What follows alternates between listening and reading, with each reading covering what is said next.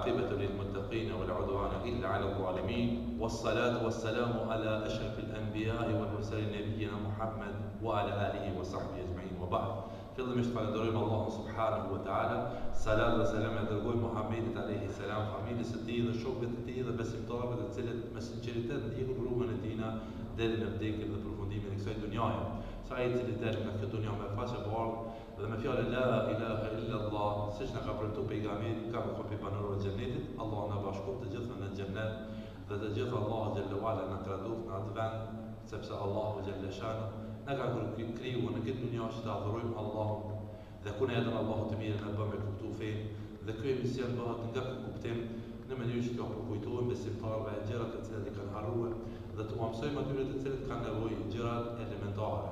Kurse siç thuhet në fjalë popullore, es-su'alu miftahul ilm, pyetja është çelësi i diturisë, atëherë ne do të mundohem nga pyetjet e juaja të përgjigjem atë sa na ka dhënë Allahu mundësi. Allahu ju shpërblet. Edhe pse çdo natë para xhumit bëj dhikrin e mbrëmjes, kohët e fundit se mos xhumin e Kur'anit e maj, që ndroshëm të veçja dhe mos jetë fryma më konkretisht, përse ka ndonjë ajet që më ndihmon. Bismillahirrahmanirrahim. Sa për këtë pyetje së parë do të thotë se ky person ka ndonjë stres apo ndonjë ngarkesë psiqike apo ndonjë çytje kardialle të mallkuar për të definuar se cila mund të jetë, do të kontrollohet te mjeku, jetë ku edhe të shkon ndonjë hoxhë që i merret me leximin e Kuranit për ta vërtetuar se në cilën kategori është. Por pejgamberi sallallahu alaihi wasallam na ka mësuar neve që para se me ra me fjet, me ra me abdes, me po dhikri, me lexuar ajetul kursiyin, me thon 33 subhanallah, 33 alhamdulillah, 34 Allahu akbar, me ra në krahun e djathtë dhe me duke lutur Zotin xhelal që Allahu më të ruaj se ne po bim Allahu alem aqohem dhe duke të gërur fund shahadetin ashhadu an la ilaha illa Allah wa ashhadu anna Muhammadan abduhu wa rasuluhu. Fillimisht duhet të marrëm krahun e djathtë. Mandej ka të merr shumë bikarë dosh nuk prish punë. Por jo me boshpërhim me krejt përmes se ka ndaluar pejgamberi sallallahu alaihi wasallam në çështje të tilla. Mandej kthehemi te aja që ka kërkohet, në qoftë se ju keni kësi çytjesh dhe sheni që nuk është në rregull, domethënë nuk keni rahat në gjumë, është mirë pra që të dëgjoni leximin e Kur'anit, suratul Fatiha, ajetul Kursi, fundin e surës Bakara, surën Yasin, edhe tri surat e fundit të Kuranit, kul huwallahu dhe kul a'udhu birabbil falaq dhe kul a'udhu birabbin nas. Mos është me lexu vet edhe me poru që vetë pejtës, me shty duhet edhe me ra me atë me prek mes trupin ka mundsi. Jo, me shkutën një hoxh, pra me lexu Kur'an, por para prakisht këta persona të cilët kanë çrregullime me gjumin, duhet me ditë se gjumi është dhunti Allahu dhe kanë dhënë Allahu ja merr dhe ngarkesa apo çrregullimi me gjumin është se njerëzit ngarkohen me gjëra ndoshta të kota këtë dunja dhe shejtani i manipulon dhe lun me mentalitetin dhe psikologjinë e tyre. Dhe para psikologjinë që besa, derisa i qenë në gjendje që me mendu e kot dhe me imen, me ra me fjet. Quhet më i lart se sa ka ra me fjet. Pra atëherë kërkoni ndihmën Allahut azza wa jalla, Allahu i shërbet. Cila është dispozita ndaj atyre të cilët e pranojnë vetëm Kur'anin dhe refuzojnë hadithin e konsiderojnë të tillë muslimanë? Ata të cilët e pranojnë Kur'anin e nuk i kanë pranuar hadithin, është sikur se ai i cili do të thotë ka pranuar peshkun po ujë nuk do me pranuar. A mund të bëjë njëra pa tjetër? Nuk mund të bëjë. Peshku s'mund të jetojë pa ujë. Atëherë kështu është përdallimi mes atinaj i cili pranon Kur'anin. El-Kuraniyun janë ata të cilët thirrën në Kur'an e Sunetin e lënë masdore.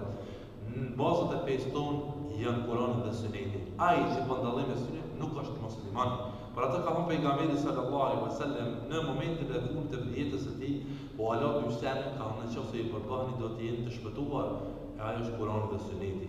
Kush bën për dallimin mes Kur'anit dhe Sunetit, ai fare nuk është besimtar. Pra Kur'ani dhe Suneti janë bazat e fesë.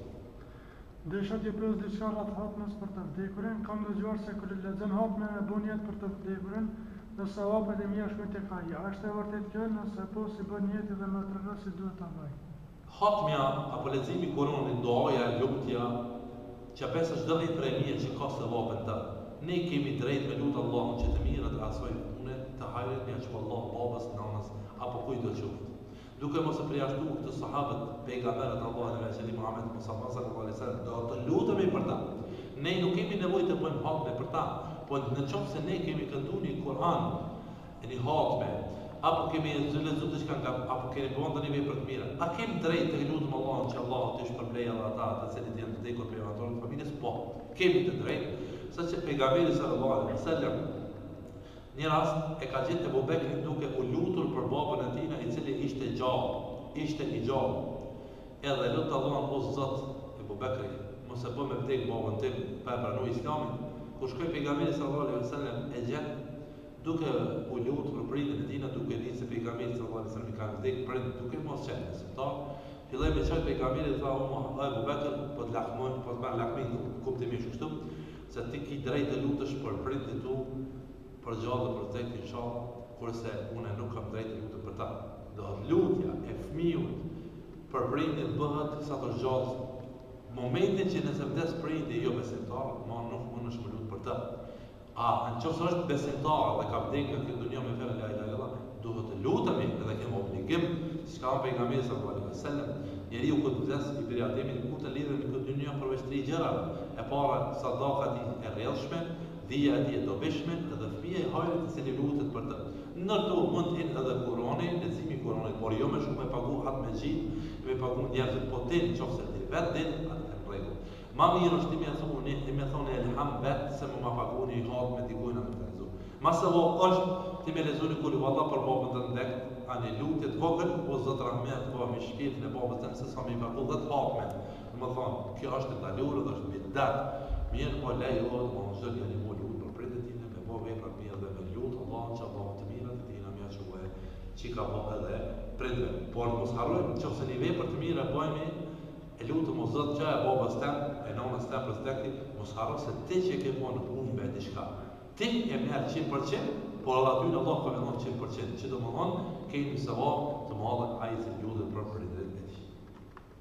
Jam 27 vjeçë dhe ende pa fejuar, sarë më vjen ndonjë ofertë dyqysh as vetë nuk jam interesuar aq, por edhe më njerë personi tjetër ftohet në raport me mua. Po mendoj se mos kam ndonjë magji të bume apo sehir, dhe pse Allah më falni se përpara gjikoj kaq, për me të vërtet nuk po e di se ku po qëndron problemi, dyqysh s'po kam vullnet për asgjë. Mas në edhe një farë presione prej familjes e rrethit që vetë që unë që më të qetë për me gjithë dikën, se tash ka ardhur koha, nëse unë e më këti një përgjigje më më tregu dhe më ndimu se qysh me vërknu. Fillimisht, duhet të bëjnë një lëndije se në momentin kur nëna e fëmijën e vetë një gjallë, pejgamberi sallallahu alaihi wasallam na ka treguar në format e krijimit, mos e shërojmë hadithin tërësisht, po kuptimisht që para vyjnive këtë përgjigje. Me madhonin e shpirtit Allahut edhe rrezikon, edhe gjin, edhe nafakën, edhe amelin profesionit.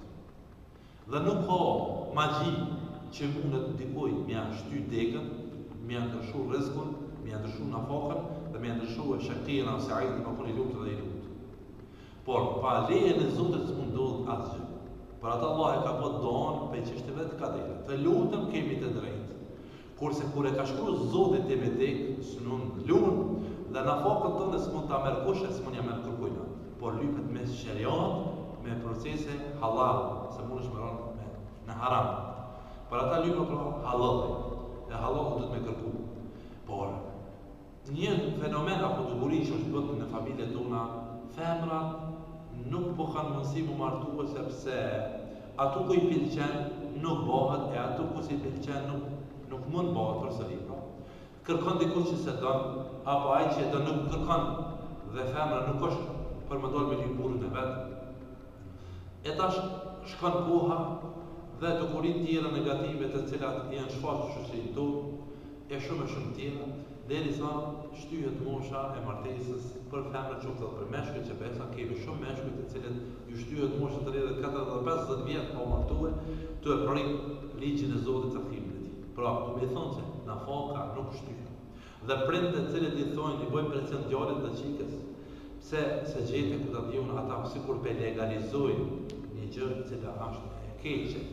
Por nafaka është e caktuar dhe ajo ka marrë me lenin Allah. Ti po sabër dhe lutu ma çdo farzi. Lexo të spidohen, heqi të spit dhe lutë Allahun që Allah më të dhon nafakën e hajrit, se nështë Allah ka kriju pa nafakë, nështë ka kriju Allahu me nafakë e me ndarje, e me lëkëmi, e të lashe, këto e caktimet dhe vendimet Allahut që ne kaderën Allah të mujnë me ndryshu, qadr Allahu ma shafa'an. Por magjia nuk mundet me ta shtyjë në fakën. Këtë duhet me pas parasysh. Por në qoftë se ne dyshojmë se mundet me të konë një magji cila të streson, të devijon me ëndra ndryshme, atëherë kemi drejt me kërkue një lexues Kur'anit që është halal, me barok i shahia, me lexu Kur'an në mënyrë që mu largune pe streseve dhe vezveseve, kurse në fakën nuk më të vjen askush para kohës e as ta merr me lejen Allahu subhanahu wa taala. Pra bani sabër, pretni në fakën që Zoti ja ka shkruar. Çka duhet të recitojmë në uljen e parë të ajat kur e zëm namazin me xhamat në rekatin e katërt, mirë po ndodhemi në rekatin e dytë, teksa duhet të plotësojmë edhe dy. Qofse vjen mutaakhir do të bevones dhe në xhamatin e ke gjetë në tahiyatin e fundit. Po që për ty do të thonë, ti nuk e zon asnjë recate, ose ke zon dy recate, ti lexon tahiyatin edhe shahadetin mundesh punar. Në qoftë se don me lexu edhe salavatet edhe don, i lexon nuk prish punë sepse ky është imponim që e ul me xhamatin dhe nuk dëshiron më dallue prej xhamatit, nuk prish punë edhe ky mendim i dietar me kanë leju. Do thotë, tahiyat dhe shahadetin e lexon patjetër, që është në mëdhëbin Hanefi. Tahiyat dhe shahadetin dhe qëndron derisa jep imami selam djatras, kur të më dhon selam majtas, çohesh me vazhdu namazin që të kami. Por në qoftë se lexon edhe salavatet nuk prish punë fare, edhe pse nuk për ty është tahiyati i parë, e tahiyati i fundit dihet që është. Më thonë, në qoftë se janë dy mendime dhe dy pyetje të sakta, i kanë tahiyat shahadet dhe pret, apo i kanë tahiyat shahadet dhe salavatet dhe nuk jep selam për çohesh me vazhdu namazin që të kami ty, me lejen Allahut të dy mendimet janë të sakta. Kur konsiderohet i kryen një rekat i namazit dhe prej kur duhet të plotësohet? Kur konsiderohet rekatja apo kur e kanë zonë namazin apo rekatën? Rekatën ka pejgamberi sallallahu alaihi wasallam men adraka raka'a men adraka ruku'a faqad adraka raka'a aw men adraka raka'a adraka as-salat. Kush e nxjerr rekatën e ka zonë namazin apo e ka zonë rukun e ka zonë një rekat e ka zonë namazin e plot. Mande, kush e nxjerr namazin pa dhënë selam imamit e ka dhënë vlerën e xhamatit, po namazin e plotson vetë. Do të thonë hadithi është i qartë se imami nëse nxjerr recate, pa thonë semi Allahu limen hamid edhe nëse s'ke mujt të thonë asnjë fjalë që kanë Rabbil Azim, ti veç e ke nxjerrë një recate dhe tash i llogarit sa recatet kanë mend pa i nxjerrë dhe i plotson pas e imamit të jep selam. Kush konsiderohet femra e ndershme dhe cilat janë cilësitë e saj? Femra e ndershme është ajo e cila fal namazin e saj, e agjeron ujin e saj, e respekton burrin e saj dhe e rryn fytyrën e saj dhe pejgamberin. Kurse femra jo e ndershme është çdo femër e cila nuk e kryen obligimet e Allahut dhe i fut në haram, Allahu na nderoft ya Rabbil Alamin. Për të ruajtur ndërin dhe moralin e saj, Allahu ka zbrit kaptina të veçanta për gruan, siç është sura Ahzab, sura Nur, sura Nisa, që besë sura Bakara, të katër kaptina flasin shumë për moralin dhe drejtat dhe obligimet e saj, që besë edhe ka kufizuar Allahu azza wa jalla disa njerëz të saj me qëllim që të ruhet ndëri i saj sepse ajo është një nënë e cila në kamën e saj është xheneti dhe një nënë e ndershme e moralshme është më shumë se dunjaja. فاسألوا أهل الذكر إن كنتم لا تعلمون